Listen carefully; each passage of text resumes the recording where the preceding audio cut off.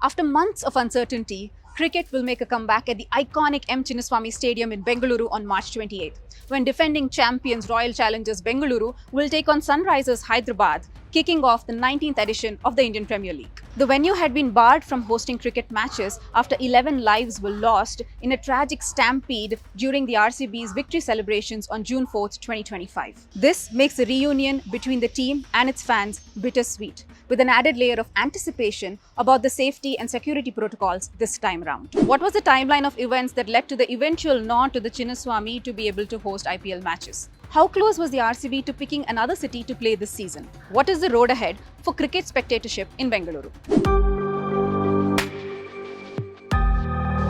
Namaskara, welcome to Decode Karnataka. I'm Nalme Nachiyar.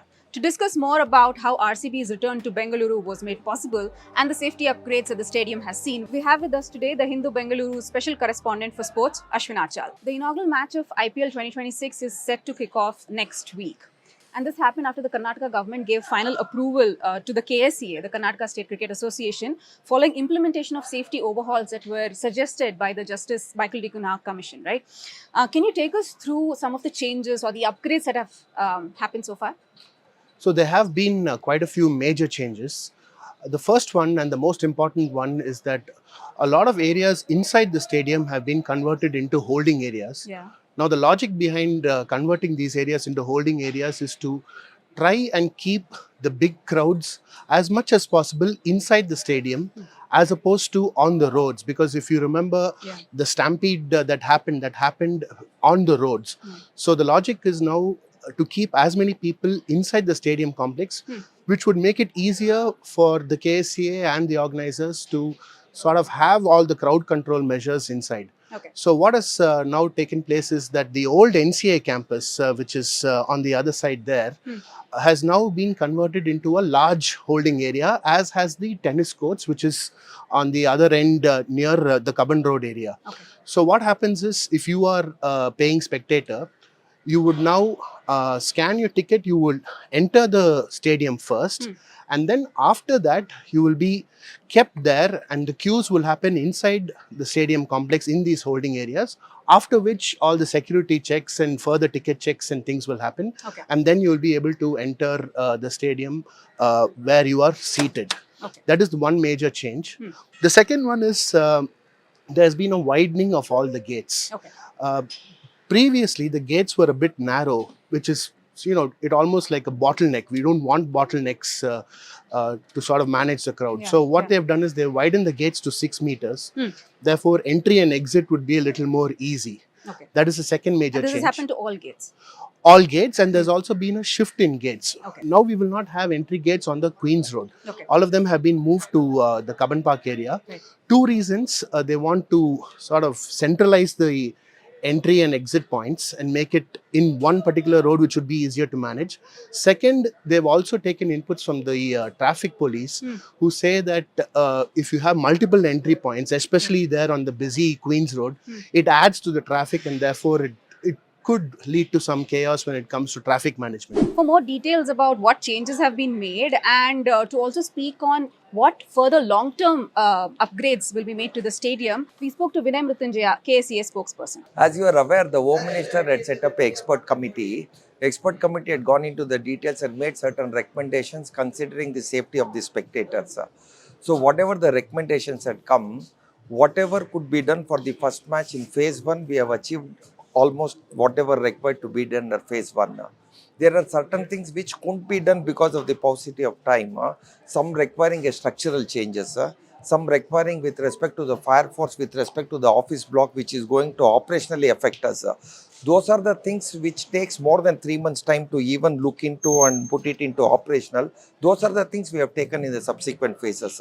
The phase 1 primarily it was more connected to making the larger gates. Totally, we had about 21 gates. Now we have got to 24 gates. Out of that, 11 gates have been broadened. And we have increased the holding area within the stadium.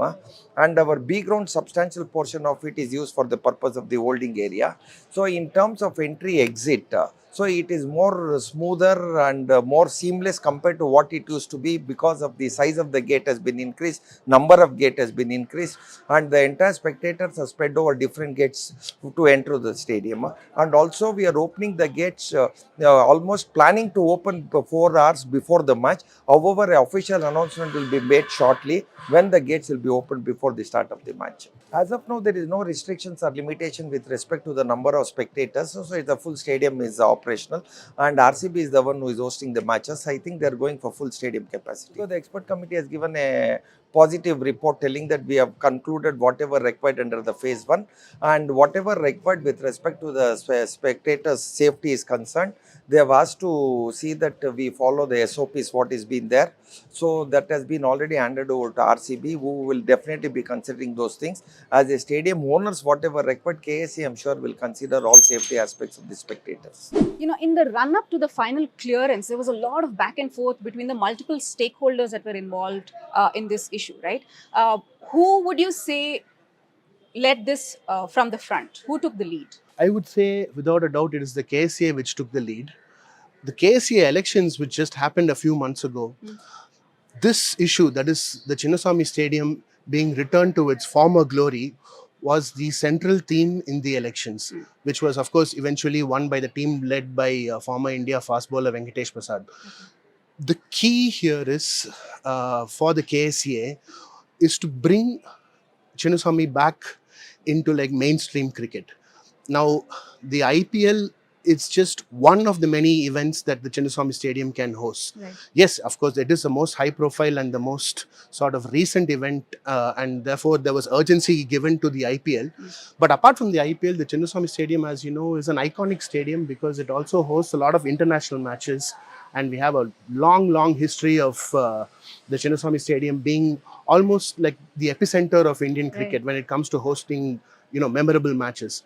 So the KSCA's goal, ultimate goal, was to get all the bans removed from the Chinnaswamy Stadium so that it returns to mainstream international cricket and sort of restore its former glory. That was the sort of tagline that Venkatesh Prasad also kept using through the election campaign. We have to restore the glory of M. Chinnaswamy Stadium. And I think they have been successful in doing that. Okay. It was an interesting point that you brought up because we saw a 10-month lull after the stampede when no matches were allowed to happen, right? So what would you say were some of the big ticket misses that this venue, this stadium as a cricketing venue and the city's cricket fans faced? Some major losses happened in the last few months. Right. The first one, perhaps the biggest one, was the men's T20 World Cup. Chinnaswamy Stadium and Bangalore and indeed Karnataka did not get to host any matches. That was a huge loss. The women's ODI World Cup, which was held in 2025 last year, Bengaluru, that is the Chinnaswamy Stadium, was supposed to host the opening match as well as the final. Both these things did not happen. The final and the opening match were moved elsewhere, and Chinnaswamy Stadium did not get to host any matches. That is another big loss. Right. On the domestic front, recently we had the Ranji Trophy final between Karnataka and Jammu and Kashmir. This match was held at the KSCA Stadium in Hubballi. But if not for the problems that was faced here at the Chinnaswamy Stadium, I think the Chinnaswamy Stadium would have been the favorite to host the Ranji Trophy final. Apart from that, in December last year, we had a very rare and special occasion when Virat Kohli turned up to play for Delhi in the Vijay Hazare one-day matches. Right. And I think he was playing for Delhi after a gap of over a decade. So it was a really special occasion to see Virat Kohli in Delhi colours. Those matches were held at the BCCI Centre of Excellence ground, which is near the airport outskirts of the city. Those matches also could have been held here, but it was not to be. Okay, right. We are speaking about so much that we missed as spectators, as cricket spectators. Now, could there not have been an alternative to Chinnaswamy Stadium in the city itself? So, top of the mind, there are two alternatives. One is the Alur grounds, which is in Nelmangla. Yeah. And the second is the BCCI Centre of Excellence, which is near the airport. Yeah, which you mentioned. Yeah, right. These grounds have hosted domestic matches, be it Dilip Trophy, Ranji Trophy, Vijay Hazare Trophy, well equipped to host domestic matches. Right. However, both these grounds are not equipped to host international matches or IPL matches Okay. because there are restrictions in terms of TV coverage, you know, where to place the cameras, and then they don't have stands like Right. like you see here. Right. It's just a ground. There's no real marked seating area, so crowd control again is a problem. And then of course there are also ground specifications, Okay. which at least the Alur grounds is a bit small, so it is not suitable for hosting IPL or international matches. Okay. There have been several proposals to build alternative sporting complexes and centers in the city's outskirts. And the clamor for this has only grown louder after the stampede. And if you're to take cricket, in the very recent instance was of the proposal to build an 80K seating capacity stadium in Anekal, which was then also approved by the state cabinet, right? But do you think this project is a feasible alternative? I'd say it's too early to say, and I'm not entirely sure that it is feasible. Of course, the government has every right to construct its own stadium, be it for multi-sports or cricket specific, Right. but that does not necessarily guarantee that international matches or even IPL matches will be held there, simply because there is a selection criteria for how a ground is selected. Okay. And these sort of matches are allotted by the BCCI. So they have their own checks and balances, and it's fairly stringent. Okay. So from the BCCI's point of view, if indeed the government does construct its own standalone cricket venue, it will also be subject to all these stringent guidelines, and then a call will be made. However, when the BCCI has a ready-made option here in the Chinnaswamy Stadium, which is being run by a state association, the KSCA, I think this will remain the priority, as it should be. Because And now that it has also made the overhauls that were, asked that it was asked to make, right? Exactly. So I don't think there is any reason now to move matches away from the Chinnaswamy Stadium.